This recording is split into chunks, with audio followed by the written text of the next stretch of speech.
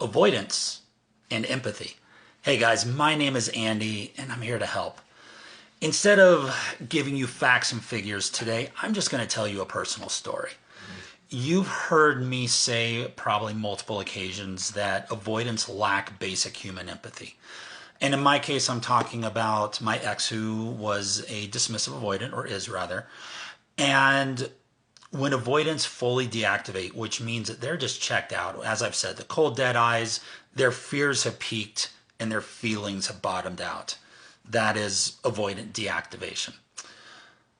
In this scenario, it would have been about a year ago at this point. And I had quite frankly had a craptastic day at work.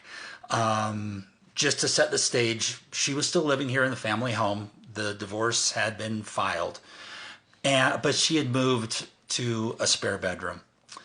And I came home from work. I, quite frankly, had had a horrible day. And I went up to her and said, hey, I'd like to go for a walk. Would you like to come with me? We can take the dog. Didn't look up from her work computer. Just said no. Okay. No more pressure. That was it. I went downstairs to the kitchen. And a couple minutes later, she came downstairs. And she said, I'm not interested in going for a walk, but what do you want to talk about? And all I said was, I'm not going to bore you with all the details, but I've had a really bad day at work. And I just need a hug. Doesn't have to mean anything. I just need a hug. And she looked at me with those cold, dead eyes, straight in the eye, said no, and turned around and walked back up the stairs.